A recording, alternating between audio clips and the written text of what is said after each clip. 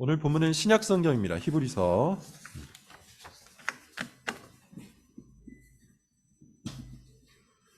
3장 12절부터 4장 2절. 히브리서 3장 12절부터 4장 2절이고요. 저랑 교독을 하도록 하겠습니다. 형제들아, 너희는 삼가 혹 너희 중에 누가 믿지 아니하는 악한 마음을 품고 살아계신 하나님에게서 떨어질까 조심할 것이요, 오직 오늘이라 일컫는 동안에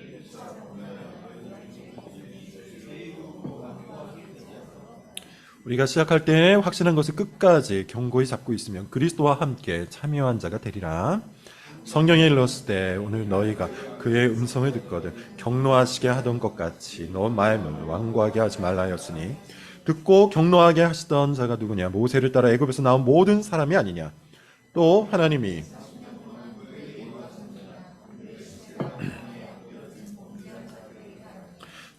누구에게 맹세하사 그의 안식에 들어오지 못하리라 하셨느냐? 곧 순종하지 아니하던 자들에게가 아니냐? 이러보건대 그들이 믿지 아니함으로 능히 들어가지 못한 것이라. 그러므로 우리는 두려워할지니 그의 안식에 들어갈 약속이 남아 있을지라도 너희 중에는 혹 이르지 못할 자가 있을까 함이라. 그들과 같이 우리도 복음 전함을 받은 자이나 들은 바 그 말씀이 그들에게 유익하지 못한 것은 듣는 자가 믿음과 결부시키지 아니함이라. 아멘. 구원과 관련된 주제 설교고 18번째 시간입니다. 제목은 이렇게 잡았는데요. 경고를 받으라. 경고를 받으라 라는 제목입니다. 돈 룩업이라는 영화가 있는데 혹시 보신 분이 있을지 모르겠어요. 넷플릭스 제작 영화인 걸로 알고 있습니다.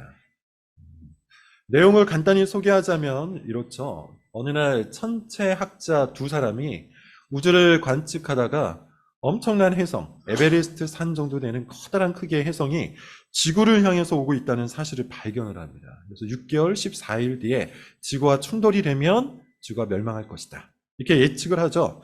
아주 심각한 상태였어요. 그래서 이 두 명의 천체학자가 제일 먼저 누구를 찾아가냐면 미국 대통령을 찾아갑니다. 그런데 당시 미국 대통령의 관심은 이런 것이 아니었어요. 그 당시 미국 대통령의 관심은 딱 하나였는데 재선입니다. 다시 당선되는 거예요. 그래서 어떻게 하면 이 이슈를 갖고 자기의 재선에 도움이 될까만을 고민을 하죠. 실망한 두 명의 천체학자들이 그 다음에 찾아간 곳은 미디어입니다. 방송국이에요. 뉴스에 출연을 하게 돼요. 경고를 하고 있었던 이 두 명의 천체학자들은 굉장히 심각했어요. 그래서 얼마 남지 않았고 이것이 부딪히게 되면 모든 사람들이 다 죽을 수도 있으니 빨리 대책을 마련해야 한다. 그런데 뉴스를 진행하던 사람들은 이것이 굉장히 즐거웠던 것 같아요. 아주 재미나게 이야기하고 어떻게 하면 뉴스를 붐을 일으킬 수 있을까? 이슈메이커를 만들 수 있을까? 지금 그 생각만 하면서 대화를 나눕니다. 그래서 그저 이 뉴스가 많은 사람들에게 전달되기를 바랄 뿐이었던 거죠. 그래서 이 두 명의 천체학자가 정말 가진 애를 써요. 이 지식을 가지고 사람들에게 경고를 하고 사람들이 적절하게 대처하기를 바랬지만 사람 관심을 두지 않습니다. 어떤 사람은 이 뉴스, 혜성이 다가오고 있다는 뉴스를 통해서 돈을 벌려고 했고요. 어떤 사람은 이 뉴스를 통해서 인기를 늘리려고 했고, 어떤 사람은 팔로워 수를 늘리려고 해요. 그리고 어떤 사람은, 어떤 사업가는 이것을 통해서 주식 가치를 높이려고 계속해서 머리를 씁니다. 결국 어떻게 됐을까요? 예고한 대로 6개월 14일이 지나고 혜성이 충돌하고 지구가 멸망합니다. 그렇게 영화가 끝이 나요. 레오나르도 디카프리오가 연기한 천체학자가 마지막에 이제 혜성이 부딪히기 마지막 그 직전에 뉴스에 나와서 피를 토하는 심정으로 이렇게 말합니다. 혜성이 존재하는 걸 아는 이유는 망원경을 이용해서 우리가 눈으로 봤기 때문이에요. 우리 사진까지 다 찍었어요. 여러분들이 눈을 들어서 보면 돼요. 무슨 증거가 더 필요합니까? 도대체 우리는 어디가 망가진 건가요? 이걸 어떻게 고쳐야 하죠? 이렇게 호소를 해요. 이 영화는 일종의 블랙 코미디입니다. 명백한 진실이 있고 그것을 보기 위해서 눈만 들어보면 되는데, 눈을 들어서 하늘 보기만 하면 되는데 사람들은 절대로 고개를 들지 않는다는 것은 그저 서로를 봐요. 서로를 보고 웃어요. 서로를 보고 장난쳐요. 서로를 보고 손익을 계산해요. 어떻게 하면 자기에게 유리할지, 어떻게 하는 것이 자기에게 이득을 줄지 그렇게 서로만 본다는 겁니다. 진실을 보지 않아요.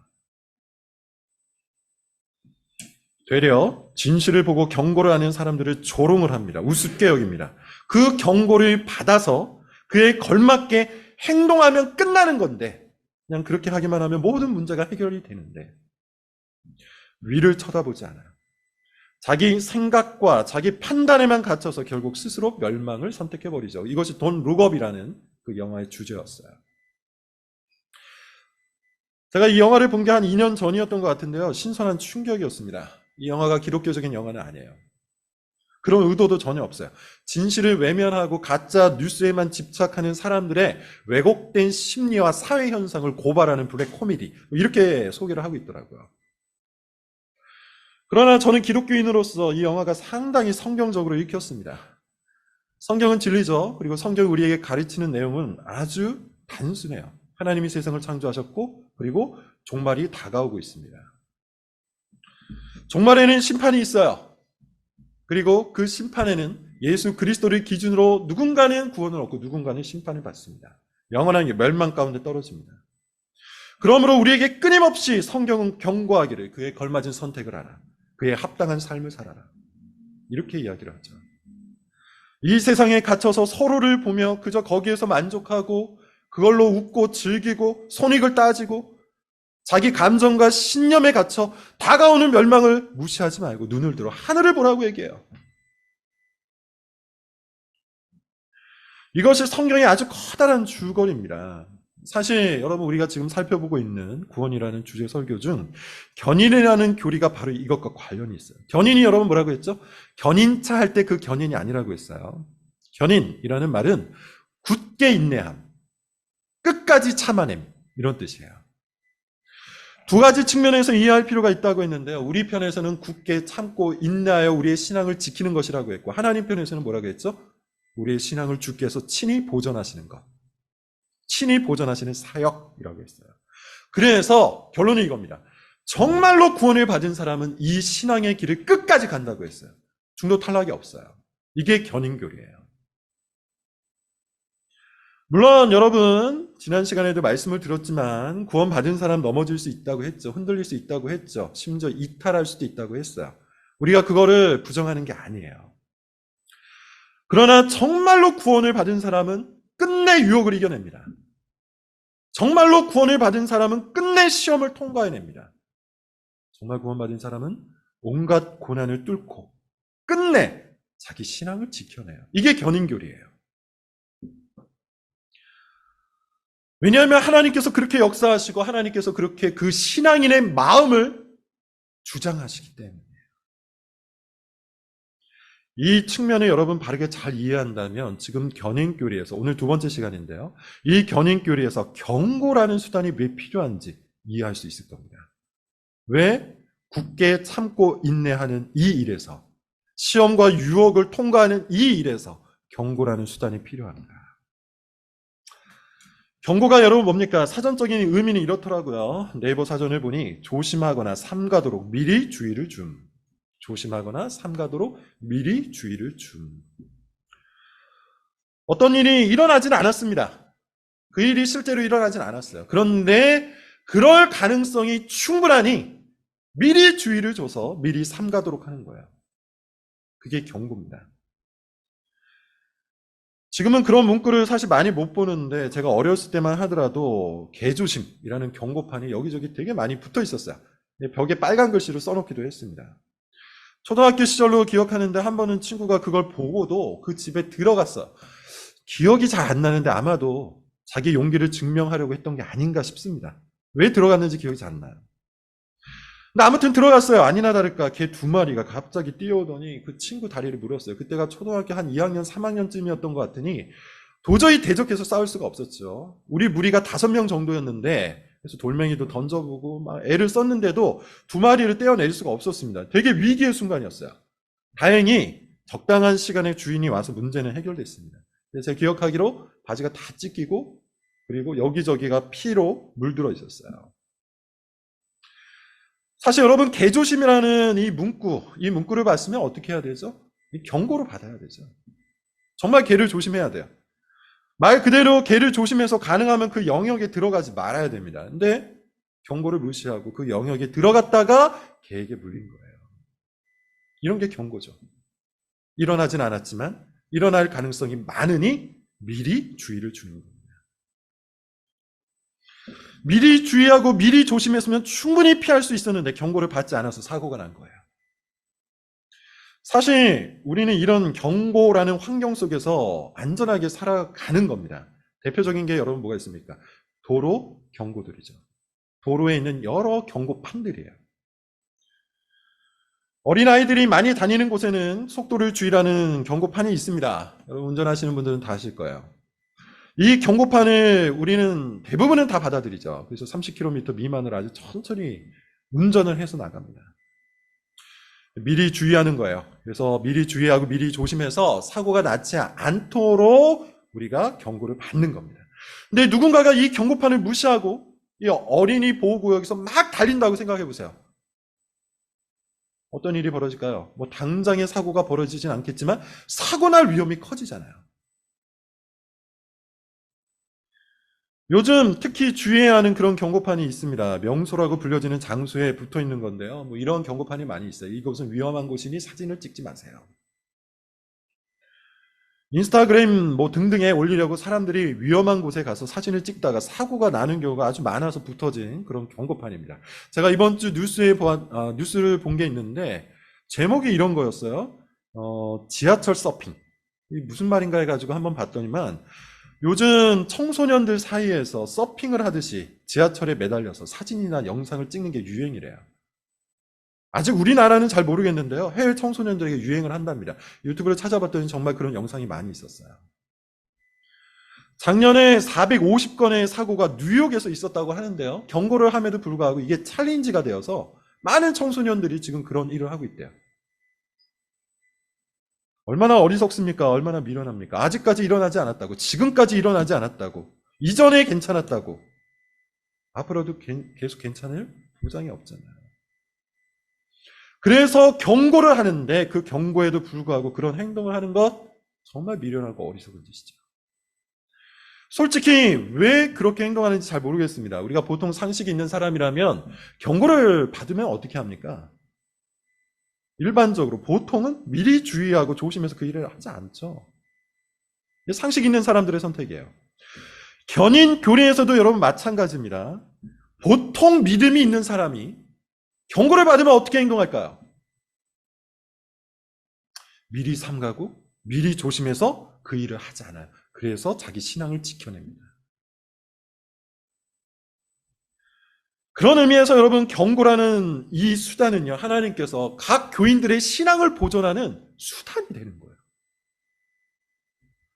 우리가 온갖 유혹과 시험에서 끝까지 우리 신앙을 순결하게 잘 지켜낼 수 있는 하나님께서 사용하시는 수단이라는 겁니다. 경고가 그래요. 사실 여러분 성경에는 경고가 정말로 많이 나오죠. 제가 일일이 따져보지는 못했습니다. 그렇지만 복음보다도 예수 그리스도를 말하는 복음에 관한 말씀보다도 경고에 관한 말씀이 몇 배가 되지 않을까라고 그렇게 느껴요. 이건 뭐 제가 확인하지 않았으니까 정확하진 않습니다. 근데 여러분 한번 조금만 생각을 좀 해볼까요? 구약을 한번 생각해 보세요. 구약에서 선지서 어떻습니까? 전체가 경고잖아요. 선지서 전체가 경고예요. 그렇게 하지 말아라. 그렇게 하면 망한다. 얼마 남지 않았다. 그렇게 하지 말아라. 금방이다. 멸망이 다가오고 있다. 신약도 여러분 그렇죠. 이번에 마태복음을 읽은 사람은 알겠지만 경고가 정말 많아요. 21장부터 쭉 읽어보시면 포도원 비유가 나와요. 혼인잔치 비유 나옵니다. 열처녀 비유 나오고요. 달란트 비유 나와요. 이게 다 뭐죠? 종말이 다가오고 있으니 그에 합당하게 경고를 받으라. 열처녀 비유만 생각해도 어떻습니까? 다섯 처녀는 기름을 준비하지 않아서 신랑을 맞이하지 못하죠. 다섯 처녀는 기름을 미리 준비하여서 신랑을 맞이해요. 이게 뭡니까? 경고를 받으라는 얘기예요. 화 있을 찐저로 시작하는 23장의 바리새인들을 향한 강력한 경고도 그러해요. 24장에 보면요, 예루살렘 멸망에 대한 경고도 나옵니다. 25장에는 양과 염소의 비유가 나오는데 이거 다 경고죠. 하나님께서는 미리 알려주어서 우리가 스스로 준비하고 스스로 대비하고 스스로 삼가할 수 있도록 해주시는 거예요. 그래서 경고는요, 주님께서 우리의 신앙을 지키는 수단이 되는 겁니다. 사실 이 경고와 관련해서 가장 많은 말을 하고 있는 성경책이 있다면 바로 오늘 본문에 있는 히브리서인데요. 자, 오늘 본문을 여러분 한번 볼게요. 지금까지 말했던 내용들을 여러분 머릿속에 담으시고 오늘 본문을 보시면 이런 내용이 나오는데 12절부터 14절까지만 먼저 한번 읽어보겠습니다. 시작. 형제들아 너희는 삼가 혹 너희 중에 누가 믿지 아니하는 악한 마음을 품고 살아계신 하나님에게서 떨어질까 조심할 것이요 오직 오늘이라 일컫는 동안에 매일 피차 건면하여 너희 중에 누구든지 죄의 유혹으로 완고하게 되지 않도록 하라. 우리가 시작할 때 확신한 것을 끝까지 견고히 잡고 있으면 그리스도와 함께 참여한 자가 여러분 이게 다 뭡니까? 악한 마음을 품고 살아계신 하나님에게서 떨어질까 조심하라. 죄의 유혹으로 완고하게 되지 않도록 하라. 이거 다 경고죠. 그런데 12절 그리고 13절의 뉘앙스를 여러분 보면 알 수 있듯이 어때요? 경고가 늘 효과가 있는 건 아니죠. 누군가에게는 시험과 유혹에서 그 신앙을 지켜내는 견인의 효과를 만들어내요. 경고를 받고 미리 주의하면 그 일을 하지 않게 되고 그로 말미암아 자기 신앙을 지킬 수 있다는 겁니다. 예를 들어서 여러분 십계명에 보면 이런 표현이 있잖아요. 간음하지 말라? 이것도 다 경고잖아요. 간음하지 말라. 경고예요. 그래서 이 경고를 받은 사람이 그 경고대로 자기 자신을 삼가하고 주의하면 시험과 유혹에 빠지지 않습니다.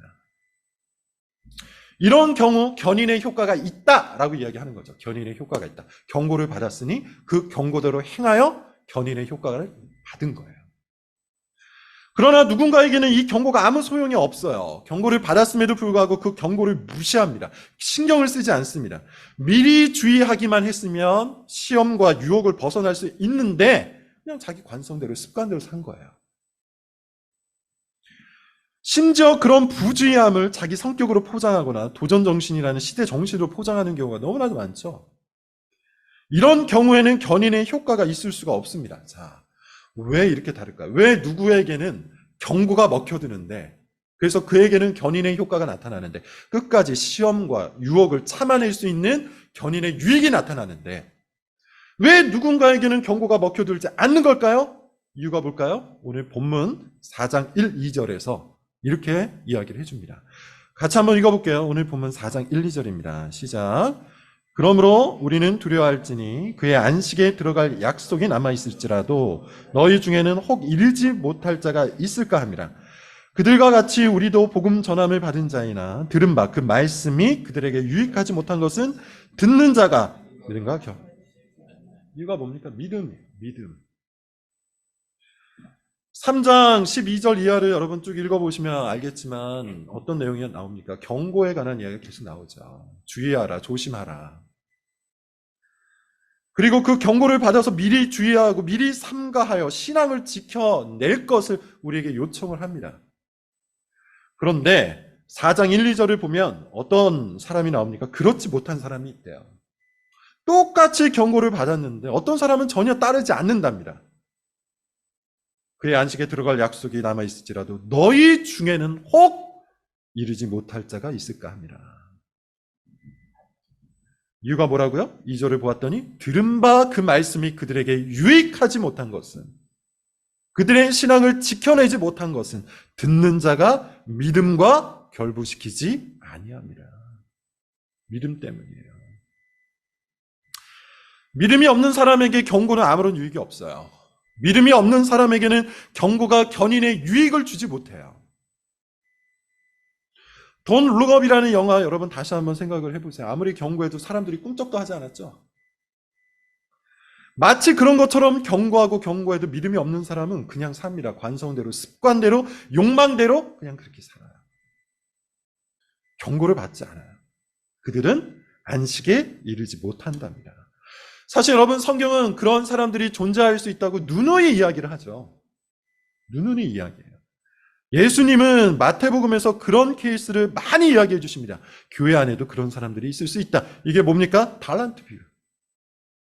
달란트 비유가 그렇잖아요. 5달란트, 2달란트 받은 사람은 경고를 받아서 열심히 일했어요.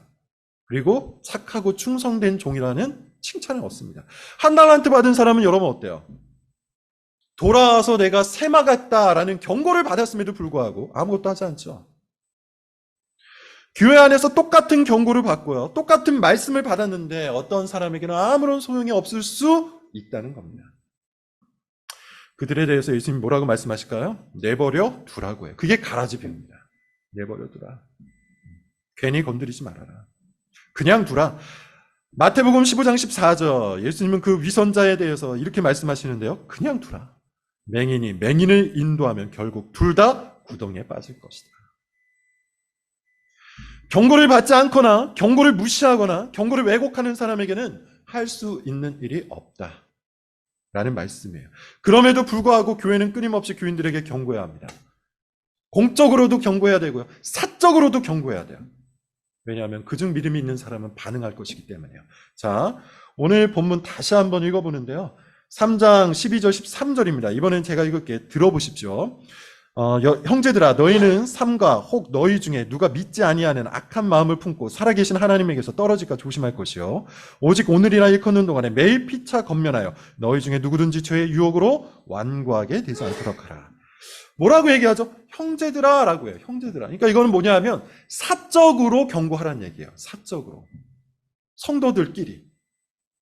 너희 중에 누가 믿지 아니하는 악한 마음을 품고 하나님에게서 떨어질까 조심하라. 서로를 돌아보면서 그저 긍정하고 그저 받아주고 서로 웃고 즐기고 거기에서 끝내지 말고 혹시 믿음에서 벗어난 사람이 있지 않을까? 혹시 시험과 유혹에 빠져드는 사람이 있지 않을까? 조심해서 살펴보라는 겁니다. 그리고 13절 매일 서로 권면하여 너희 중에 누구든지 죄의 유혹으로 완고하지 않게 되라. 서로 경고하라고 공적인 경고만이 아니라 사적인 경고를 우리에게 말씀하고 있는 겁니다. 미리 주의해라. 미리 삼가도록 말하라. 사실 저는 하나님께서 이 성도의 견인을 위해서, 그러니까 믿는 자들의 그 신앙을 보존하기 위해서 가장 강력하게 주신 수단이 교회라고 믿습니다. 교회야말로 성도의 견인에 있어서 가장 중요한 수단이에요. 그리고 그 성도의 견인에 있어서 가장 중요한 수단이 바로 성도의 교제인 겁니다. 그리고 오늘의 말씀을 있는 그대로 받아들인다면 경고가 그러해요. 경고가 구체적으로 교회 가운데서 각 성도들의 신앙을 보존하는 데 있어서 매우 중요한 수단이라는 겁니다. 예컨대 이렇게 얘기할 수 있어야 된다는 거죠. 그렇게 해서는 안 된다. 그렇게 해서는 안 된다. 지금 그 길로 계속 가서는 안 된다. 그 길로 계속 가게 되면, 그것을 계속 선택하게 되면 반드시 유혹에 빠질 거다. 반드시 시험에 들 거다. 반드시 죄 가운데서 완고하게 될 거다. 이 정도의 분별력이 있어야 된다는 겁니다. 그렇게 교인 개인의 삶을 살피면서 그들이 하는 행위를 놓고 바르게 판단하고 바르게 권면해서 그 신앙을 온전하게 보존시키는 일, 그게 교회가 할 일이고 그게 성도의 교제 속에서 할 일이에요. 사실 이것이 없는 교제는 저는 거짓이라고 믿습니다. 그러나 제가 여러 번 말씀을 드렸는데 이게 굉장히 어려워요. 쉽지 않습니다. 여러 가지 이유가 있는데 그걸 설명하는 시간은 아니니까 하나만 말씀을 드리자면 시대의 정신이 이것을 요청하지 않습니다. 무슨 말입니까? 요즘에는 어떤 일이 벌어지지도 않았는데 미리 경고하고 미리 주의를 주고 미리 삼가도록 하는 것을 월권행위라고 여겨요. 괜한 짓이라고 생각합니다. 아직 일어나지도 않은 일에 괜히 개입했다가 다른 사람의 권리를 침해하는 것. 그래서 욕을 먹을 수도 있다. 이렇게 생각을 하는 거죠. 실제로 그럴 수 있습니다. 그럴 위험성이 있습니다. 그러나 내가 욕을 먹는 것보다 말씀에 순종하여 주님의 교회를 바로 세우는 것이 훨씬 더 중요하죠. 하나님께서 그렇게 경고를 통해 자기 백성들을 유지하기를 원하신다면 우리는 그저 순종해야 돼요. 물론 이 경고가 믿지 않는 자들의 분노를 일으킬 수 있어요. 경고 때문에 반항을 일으킬 수도 있고요. 반역을 일으킬 수도 있습니다. 출애굽 광야를 여러분 보시면 모세가 이런저런 경고를 하였을 때 많은 사람들이 분노하고 반항하고 반역을 했죠. 믿지 않는 사람들에게는 경고가 오히려 아주 위험한 수단이 될 수도 있어요. 그러나 여러분, 우리가 말씀을 믿는 사람이라면 현실이 아니라 순종을 해야 되겠죠.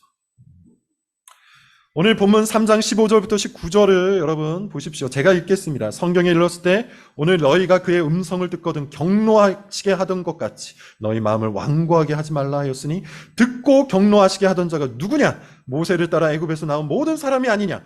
또 하나님이 40년 동안 누구에게 노하셨느냐? 그들의 시체가 광야에 엎드러진 범죄한 자들에게가 아니냐? 또 하나님이 누구에게 맹세하사 그의 안식에 들어오지 못하리라 하셨느냐? 곧 순종하지 아니하던 자들에게가 아니냐? 이로 보건대 그들이 믿지 아니함으로 능히 들어가지 못한 것이라. 뭐라고 얘기하죠? 예로 들기를 출애굽 광야 속에서 하나님의 말씀을 듣지 않은 자들, 경고를 받지 않은 자들, 순종하지 않은 그 자들이 안식에 들어가지 못했다고요. 믿지 아니하였기 때문에. 믿지 않는 사람은 경고를 받지 않아요. 반면 믿는 사람은 경고를 받아요. 그래서 하나님께서는 믿는 사람을 위해서 경고하시는 거예요. 이게 성경의 원리예요.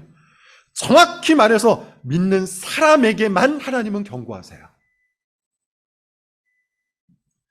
믿지 않는 사람들이 당연히 경고를 받지 않아서 그들이 결국에는 망한다는 것을 주님께서는 사례로 보여주시기를 원하여 모든 이들에게 경고를 할 뿐인 것이지, 실제로 하나님이 경고하시는 분은, 경고하시는 자들은 믿는 자들이에요.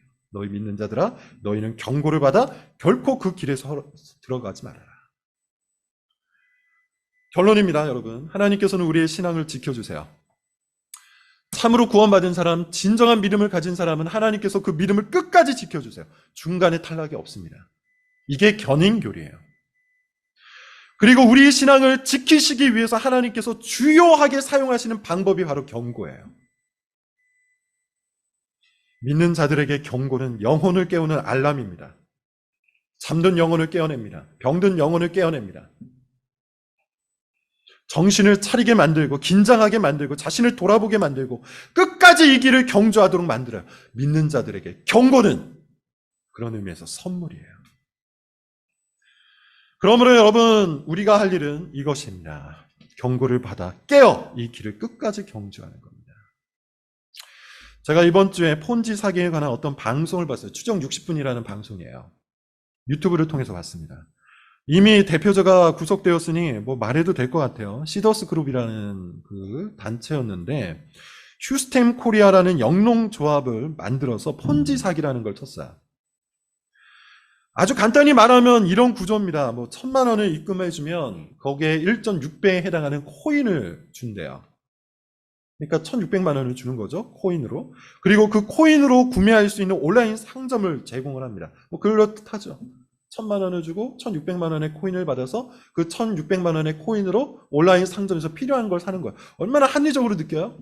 게다가 그 코인이 소위 말해서 상승을 하면 수익을 얻을 수도 있대요. 지방에서 주로 사기를 쳤더라고요.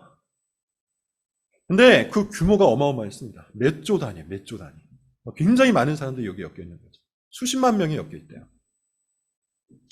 대표자도 구속이 되었고요. 임원들도 구속이 되었고 관련한 많은 사람들이 잡혀갔습니다. 추정 60분에도 나왔고 뉴스에도 다 나온 이야기예요. 근데 제가 충격을 받은 것은 그 유튜브 밑에 있는 댓글이에요. 여전히 이것을 안 믿는 사람들이 있더라고요. 여전히 이 시스템에 대한 미련을 못 버리고 대표가 구속된 것조차도 받아들이지 못하는 그런 사람들이 있더라고요.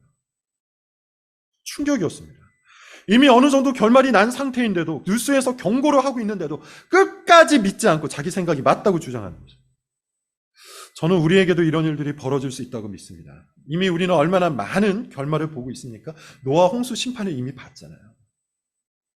소돔과 고모라 심판을 우리가 이미 봤잖아요. 출애굽 광야를 보았고 이스라엘 멸망을 보았잖아요. 이미 결말이 났어요. 이미 경고를 받아서 어떤 결말이 났는지 우리가 다 알고 있어요.